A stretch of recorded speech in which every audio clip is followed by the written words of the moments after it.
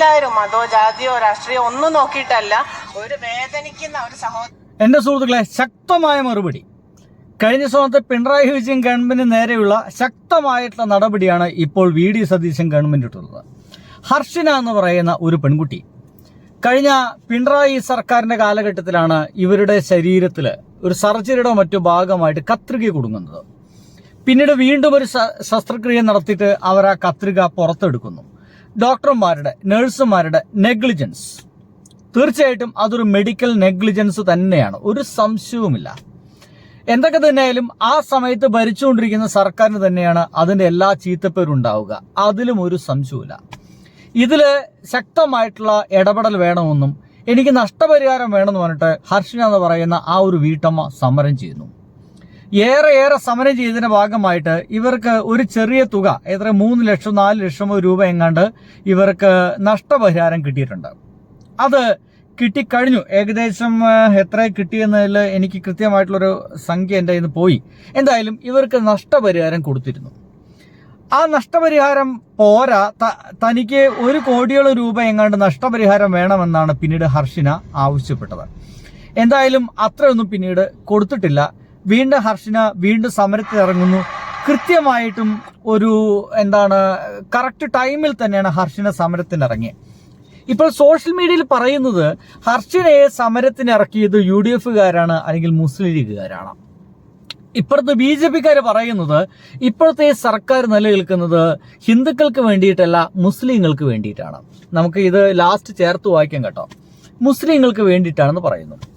എന്തായാലും ഹർഷിന ഇപ്പോൾ പറയുന്നത് തന്നെ അപമാനിച്ചവർക്ക് മുഴുവനുള്ള ഒരു ശക്തമായിട്ടുള്ള മറുപടിയാണെന്നുള്ളതാണ്. എന്താണെന്ന് വെച്ച് കഴിഞ്ഞാൽ ഹർഷിനയ്ക്ക് ജോലി കൊടുക്കാൻ തീരുമാനിച്ചിരിക്കുന്നു ഈ ഗവൺമെന്റ്. സർക്കാർ ജോലി കൊടുക്കാൻ തീരുമാനിച്ചിരിക്കുന്നു. അതും എവിടെയാണ്? ഈ ഒരു മെഡിക്കൽ കോളേജിൽ. ആരോഗ്യ മന്ത്രി ഉറപ്പ് നൽകിയതിന്റെ ഭാഗമായിട്ട് ഇന്ന് അവർ ആ ഒരു സർവീസിലേക്ക് ഒപ്പിടാൻ പോകുന്ന ആ ഒരു PSC അല്ലട്ടാ, നിയമന ഉത്തരവ് കിട്ടിയതിന്റെ ഭാഗമായിട്ട് അവർ ഒപ്പിടാൻ പോകുന്നൊരു കാഴ്ച കാണുന്നത്. നിങ്ങൾ PSC പഠിക്കുന്ന ആളുകളെ കണ്ടിട്ടുണ്ടോ? PSC പഠിക്കുന്ന ആളുകളെ ഭയങ്കര കഷ്ടപ്പാടാന്നേ. മിനിമം ഒരു ക്ലാസ്സിലൊക്കെ പോകണമെങ്കിൽ 6000, 7000, 10000, 15000, 20000 രൂപ കൊടുക്കണം.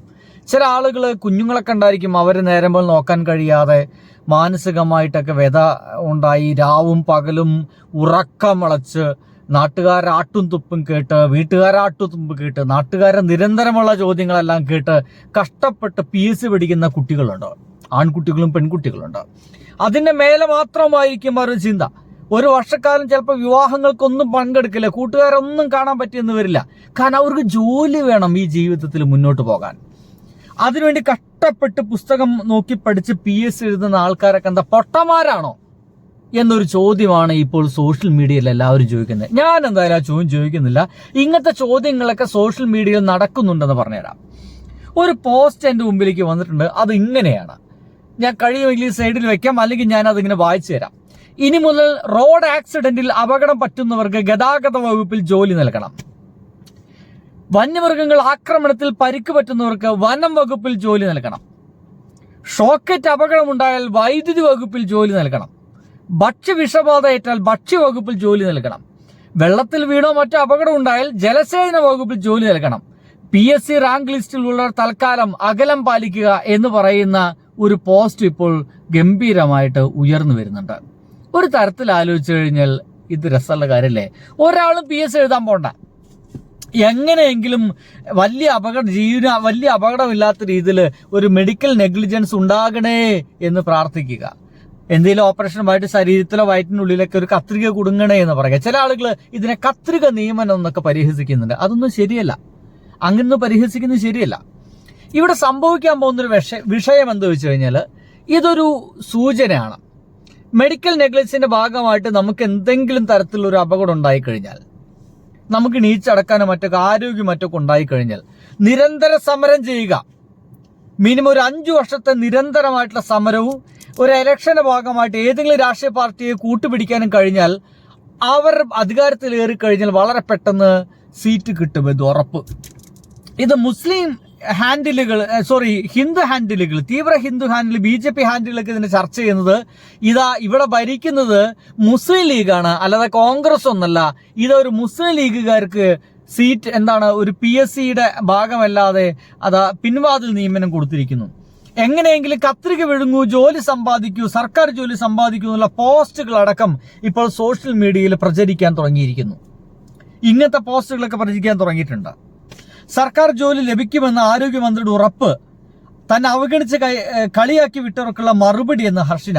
ഇവരെങ്ങാണ്ട് 1 കോടി എങ്ങാണ്ടൊക്കെയാണ് ഇവർ നഷ്ടപരിഹാരം കൊടുത്തിരിക്കുന്നത്. ഇപ്പോൾ കേൾക്കുന്ന വിവരം ജോലി മാത്രമല്ല, ഇവരെത്രയാണ് നഷ്ടപരിഹാരം ആവശ്യപ്പെട്ടത് അതുകൂടി കിട്ടുമെന്ന് പറയുന്നു. ഇരട്ടി ഭാഗ്യമാണ് എന്ന രീതിയിലൊക്കെയാണ് സോഷ്യൽ മീഡിയ. ഇത് ഇവരെ അപഹസിക്കാൻ, ഇവരെ കളിപ്പിക്കാനുള്ളതൊന്നുമല്ല. അവരനുഭവിച്ച വേദന എന്ന് പറയുന്നത് തീർത്താൽ തീരാത്ത വേദന തന്നെയാണ്. അവരത് ആ വേദനയൊക്കെ സഹിച്ച് അവിടെ ഇരിക്കുകയല്ല, അവരതുമായി ബന്ധപ്പെട്ട് സമരം ചെയ്തു എന്ന് നിരന്തര സമരത്തിലൂടെ അവരിത് നേടിയെടുത്തു എന്ന രീതിയിലൊക്കെയും സോഷ്യൽ മീഡിയയിൽ പോസ്റ്റുകൾ കാണാനുണ്ട്. നമ്മളിതിൽ ഏത് ഭാഗത്ത് നിൽക്കണം എന്നുള്ളതാണ്. ഏത് ഭാഗത്ത് നിൽക്കണം? കഷ്ടപ്പെട്ട് പഠിച്ച് പരീക്ഷ എഴുതി എന്നെങ്കിലും നിയമനം കിട്ടുമെന്ന് വിചാരിച്ചിട്ട് PSC ലിസ്റ്റിൽപ്പെട്ട് ആ നിയമനം കിട്ടാൻ വേണ്ടി ആ ലിസ്റ്റിങ്ങനെ തള്ളി നീക്കാൻ വേണ്ടിയിട്ട് ഗവൺമെന്റിനോട് അപേക്ഷിച്ച് പെട്ടെന്ന് നിയമനം നടത്തണേ എന്ന് ഇവന്മാരെ കയ്യും കാലൊക്കെ പിടിച്ച് നിരന്തരം പഠിക്കുന്ന ഇത്തരം ആളുകളൊപ്പം നിൽക്കണോ? അതോ സർക്കാർ നെഗ്ലിജൻസിന്റെ ഭാഗമായിട്ട്, ഒരു സിസ്റ്റത്തിന്റെ നെഗ്ലിജൻസിന്റെ ഭാഗമായിട്ട് എന്തെങ്കിലും അപകടം പറ്റി ഇവർ മാത്രമാണോ ഇങ്ങനെ മെഡിക്കൽ നെഗ്ലിജൻസിന്റെ ഭാഗമായിട്ട് ഇപ്പോൾ നമ്മുടെ കേരളത്തിലുള്ളത്? 100 കണക്കിന് ആളുകൾ ഉണ്ടാവില്ലേ? ഇവർക്കെല്ലാവർക്കും അങ്ങനെ 100 കണക്കിന് ആളുകൾക്ക് എല്ലാവർക്കും ഇനി ജോലി കൊടുക്കാൻ സാധ്യതയുണ്ടോ? ഇന്ന് വേറെ വാർത്ത വന്നിട്ടുണ്ട്. ഇന്ന് ഭർത്താവിനെ ഇപ്പോൾ സ്കൂട്ടറിൽ പോകുമ്പോൾ കാട്ടാൻ ആക്രമിച്ചു, സ്ത്രീ കൊല്ലപ്പെട്ടു. ഇന്നാണ് ജെസ്സി എന്ന് പറയുന്ന ഒരാള്, പുത്തുമല സ്വദേശി ജെസ്സി എന്ന് പറയുന്ന ഒരു സ്ത്രീ മരിച്ചിട്ടുണ്ട്. ഫോറസ്റ്റിൽ ജോലി കൊടുക്കുമോ? ജോലി കൊടുക്കേണ്ടതല്ലേ? അവരുടെ ഭർത്താവിന് ജോലി കൊടുക്കേണ്ടതല്ലേ? വേണ്ടേ? സർക്കാർ സംവിധാനം കൃത്യമായിട്ടും അവിടെ ആനകളെ തുരുത്താനുള്ള ശ്രമം നടത്തുന്നതിന്റെ ഭാഗമായിട്ടല്ലേ ഈ മരണം സംഭവിക്കുന്നേ? ജോലി കൊടുക്കണ്ടേ? തീർച്ചയായിട്ടും ജോലി കൊടുക്കണം. അവർക്കൊപ്പം തന്നെ നിൽക്കുക തന്നെ വേണമെന്നാ പറയുന്നത്. പ്രതിഷേധവുമായിട്ട് ഇപ്പൊ നാട്ടുകാർ ഇറങ്ങിയിട്ടുണ്ട്. കാട്ടാനാക്രമണത്തിൽ ജെസ്സി എന്ന് പറയുന്ന ഒരാൾ കൃത്യമായ ധനസഹായം പ്രഖ്യാപിക്കണം. 5 ലക്ഷം എങ്ങാണ്ടാ കൊടുക്കാന്ന് പറഞ്ഞേ. 5 ലക്ഷം വേണമെങ്കിൽ ഞങ്ങൾ പിരിച്ച് സർക്കാരിന് അങ്ങോട്ട് തരാമെന്ന അവിടുത്തെ പ്രതിഷേധക്കാർ പറയുന്നത്.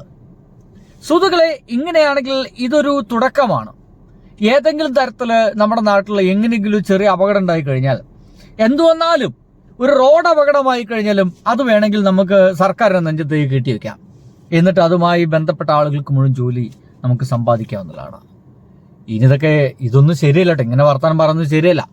കാരണം ഇതിനൊക്കെ വേറൊരു രീതിയുണ്ട്. ഇതൊക്കെ ഒരു സർക്കാർ രീതികളാണ്. ഇങ്ങനെ തന്നെ ആശ്രിതർക്ക് മറ്റു വഴികളൊന്നും ഇല്ലെങ്കിൽ ജീവിക്കാനുള്ള ഒരു അവസ്ഥ ഒരുക്കി കൊടുക്കണമെന്നുള്ളത് സർക്കാരിന്റെ ചുമതലയാണ് കേട്ടോ. പക്ഷെ സോഷ്യൽ മീഡിയയിൽ ഇങ്ങനെയൊക്കെ ഇതിനൊക്കെ വ്യാഖ്യാനിക്കുന്നുണ്ട് എന്നുള്ള യാഥാർത്ഥ്യം മനസ്സിലാക്കുക. ആളുകള് ഇത്തരത്തിലൊക്കെയാണ് ഇതിനെ വ്യാഖ്യാനിക്കുന്നത്. ഇങ്ങനെയാണെങ്കിൽ നമ്മളൊക്കെ എന്തിനാണ് PSC പഠിക്കുന്നത് എന്ന രീതിയിലൊക്കെ കാര്യങ്ങൾ വരാൻ തുടങ്ങിയിരിക്കുന്നു. ഇനി വേറെ രീതിയിൽ വർത്തമാനമുള്ളത് ചെയ്തു കൊടുത്ത ഉപകാരത്തിന് ഉപകാര സ്മരണയാണെന്നുള്ളതാണ്. അതായത് ഈ ഗവൺമെന്റ്, പിണറായി വിജയൻ ഗവൺമെന്റ് താഴെ പോകാൻ കാരണമായിട്ടുള്ള ആളുകൾ ഒരാൾ ഇയാളാണെന്ന് പറയുന്നു. അങ്ങനെ ഇവരുടെ ഈ ഒരു പ്രചരണം ആരോഗ്യവകുപ്പുമായി ബന്ധപ്പെട്ടിട്ട് നല്ലൊരു പ്രശ്നം ഉണ്ടാക്കിയിട്ടുണ്ടെന്ന് പറയുന്നു. അതിന്റെ ഭാഗമായിട്ടാണ് ആ സ്ത്രീ തോറ്റുപോയതെന്ന് പറയുന്നു. അപ്പോൾ അങ്ങനെ തന്നെ ഈ ഒരു ഗവൺമെന്റ് ജയിപ്പിക്കാൻ സഹായിച്ച ഒരാൾക്കൊരു ഉപകാര സ്മരണ കൊടുത്തു എന്ന് പറയുന്നു. അങ്ങനെ കുറേയേറെ ഉപകാര സ്മരണകൾ ഈ പ്രൈവറ്റ് സെക്രട്ടറി നിയമനം മുതൽ ഇങ്ങനെ നടന്നുകൊണ്ടിരിക്കുന്നത് പറയുന്നു. അങ്ങനെ എന്തൊക്കെയോ നമ്മുടെ സോഷ്യൽ മീഡിയയിൽ ചർച്ച ചെയ്യപ്പെടുന്നുണ്ട്. നിങ്ങൾ ആരൊപ്പമാണ്? ഇത് മാത്രമാണ് ചോദ്യം. ബൈ.